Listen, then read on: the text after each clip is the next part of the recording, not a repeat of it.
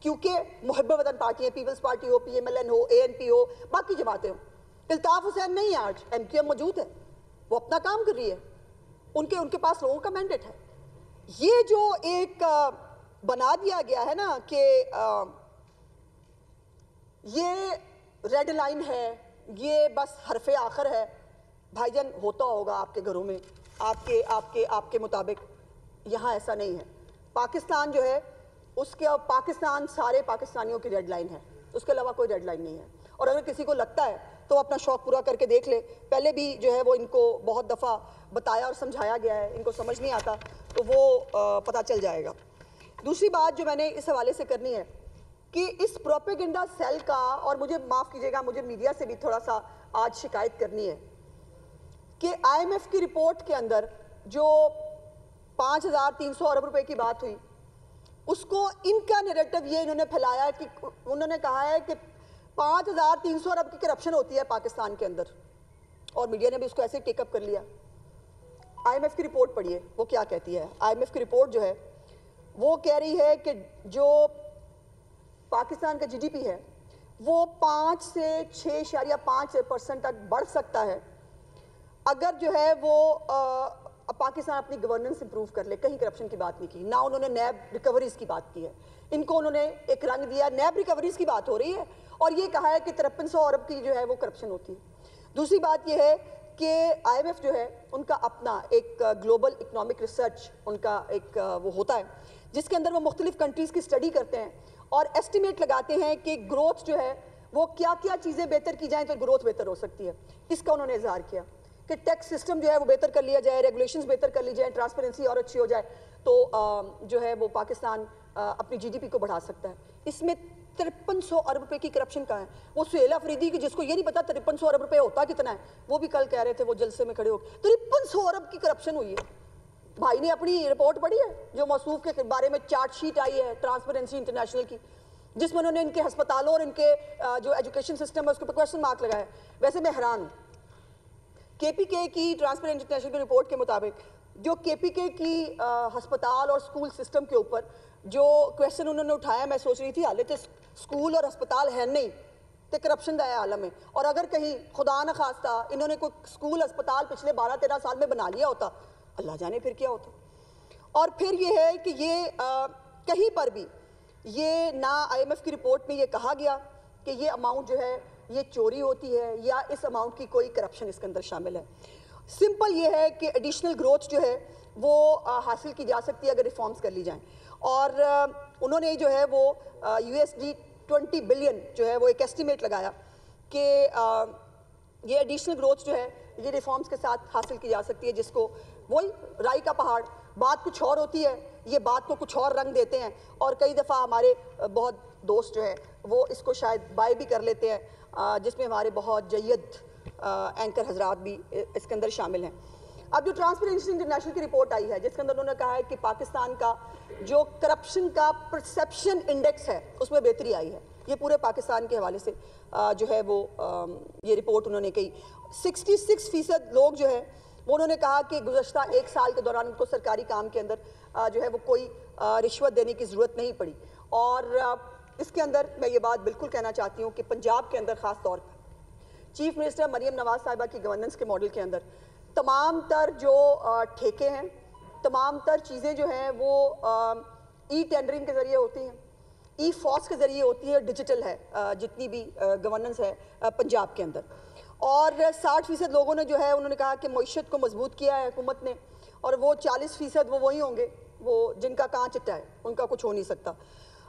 دوسرا لوگوں نے یہ بھی کہا کہ آئی ایم ایف کے ساتھ معاہدے اور فیٹ ایف کی جو گرے لسٹ ہے اس سے نکلوانے کے لیے بھی گورنمنٹ نے اچھا کام کیا. لیکن اس کے اندر بڑی انٹرسٹنگ ایک چیز ہے جو آپ کو اور کوئی نہیں بتائے گا، وہ میں بتانا چاہتی ہوں کہ 51% لوگ جو ہیں وہ یہ کہتے ہیں کہ جو ٹیکس چھوٹ حاصل کرنے والی این جی اوز ہیں اور ہسپتال ہیں وہ عوام سے جو ہے وہ کوئی فیس ان کو نہیں لینی چاہیے، کیونکہ وہ فلاحی ہسپتال ہوتے ہیں ظاہر ہے اور ٹیکس بھی ان کے اوپر نہیں لگتا. اور اس کے اندر آپ کو پتہ ہے کہ وہ بڑے بڑے چیریٹی کے وہ ادارے جن کے نام کے اوپر یہ بھی پتہ چلا کہ فورن فنڈنگ ہوتی ہے، جن کے نام پہ آج بھی جو ہے وہ خواجہ آصف صاحب کا کیس جو ہے وہ موجود ہے کہ جس کے اندر خود یہ بابا آف شور کمپنی ہے، یہ یاد رکھیے گا، یہ فتنہ خان، جس نے سب سے پہلے پاکستان کے اندر آف شور کمپنی جو ہے اس نے بنائی تھی دبئی میں جا کے اور چیریٹی کے پیسے انویسٹ کر دیے جو انلیگل ہیں. لیکن پھر بھی بھائی جان آپ نے اس کو سادو کرم ہی نہیں ماننا ہے. کوئی بات نہیں, اگر بنٹی ببلی کی جوڑی نے 190 ملین پاؤنڈ جو ہے وہ کھا لیے تو کوئی بات نہیں, کیا فرق پڑتا ہے, کیونکہ وہ سادو کرمین ہے. اس کی اپنی زندگی, ذاتی زندگی پہ اتنے گھنونے الزامات ہیں, لیکن پھر وہ کہتے ہیں وہ ان کا ذاتی معاملہ ہے جی, کوئی بات نہیں. پھر بھی وہ سادو کرمین ہے, ان کو شرم نہیں آتی اتنا بڑا لفظ استعمال کرتے ہوئے. وہ سائفر کے ساتھ کھیل گیا, اس کی اپنی آڈیو موجود ہے کہ کھیلنا ہے, منٹس بھی چینج کر دو, سب کچھ چینج کر دو, ہم نے کھیلنا ہے. لیکن ہماری جو ہے اس وقت کی عدالتوں نے کہا کوئی مسئلہ ہی نہیں, کیا ہے پاکستان کے ساتھ کھیلا نا, کون سی بڑی بات ہے. یہ پاکستان کے ساتھ کھلواڑ نہیں چل سکتا. اور میں یہ بات کہنے پہ آج مجبور ہوں کہ فتنہ خان کی سیاست اور پاکستان اکٹھے نہیں چل پائیں گے. اور یہ بات آپ دیکھ رہے ہیں, جیسے میں نے کہا کہ کوئی اچھی خبر آتی ہے وہ ان کے لیے بری خبر ہوتی ہے. انہوں نے بری خبروں کو پبلسائز کرنا ہوتا ہے, اچھی خبر پہ ان کو ایسے ہوتا ہے کہ جیسے ان کو کوئی مطلب بیماری ہو گئی ہے. اس کے بعد 53% لوگوں نے کہا ہے کہ فلاحی اداروں کو اپنی رسیدیں دکھانے چاہیے. یاد آیا رسیدیں کڈو, یاد آیا نا, دوسروں سے رسیدیں جو مانگتے تھے نا, اب جب ان سے 190 ملین پاؤنڈ میں رسیدیں مانگی ہیں ان کے پاس نہیں ہے. اب جب ان سے جو ہے وہ بنٹی ببلی کی جوڑی کے سے جب ہیروں کے معاملات, توشہ خانہ کے معاملات پوچھے, ان کے پاس رسیدیں نہیں ہیں. اور رسیدیں اگر بنوائیں تو فیک رسیدیں بنوا لی جا کے وہ گراف کی گھڑی بیچ کر اس دکان سے جس بیچارے نے ساری زندگی میں کبھی کروڑوں کا کاروبار نہیں کیا تھا, ڈیوٹی رسیدیں. اور پھر فیک این او سی پہ بنا ہوا جو بنی گالا کا محل ہے وہ بھی آپ کو یاد ہونا چاہیے. ابھی تو وہ زمان پارک جو ہے اس کے اوپر کروڑوں روپیہ کہاں سے لگا تھا, ابھی تو وہ بھی ایک بہت بڑا کوسچن ہے. سو انہوں نے کہا کہ جی فضائی رسیدیں جو ہے وہ رسیدیں دکھائیں, یہ نہیں ہے کہ چندے کے پیسے سے جوا کھیلیں. اللہ, سٹاک ایکسچینج میں لگائیں تو دوسروں کو چور چور کہنا شروع کر دیں. سر مطلب کمال ہے نا. اسی کو مکافات عمل کہتے ہیں جو پلٹ کے آپ کے پاس آتا ہے. اور دوسری بات, پنجاب میں 60% لوگ اس بات کے حق میں ہیں کہ رسیدیں دیکھی جانی چاہیے اور چندے کے پیسے جو ہیں وہ انویسٹ نہیں ہو سکتے. دوسری بات, سوال کیا گیا کہ ہیلتھ سیکٹر میں بدعنوانی کس شعبے میں ہے. مثلا ہاسپٹل, ڈاکٹرز, فارماسوٹیکلز, لیبس.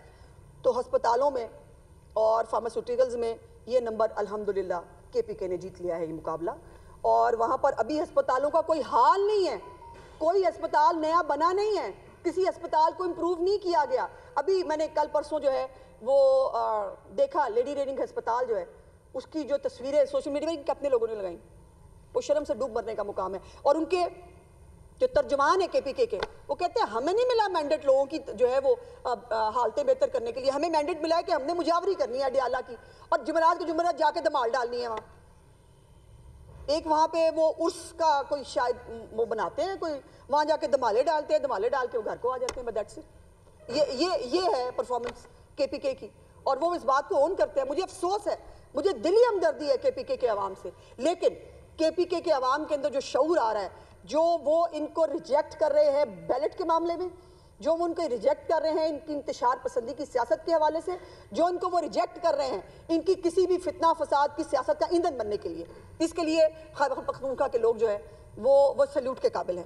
اور اس کے ساتھ ساتھ آخر پہ میں صرف اتنی گزارش کرنا چاہتی ہوں کہ پاکستان نے اور پاکستان کے عوام نے سب کچھ جھیل لیا. انہوں نے 9 مئی کیا, جھیل لیا. انہوں نے بار بار ملک پہ حملے کیے, جھیل لیے.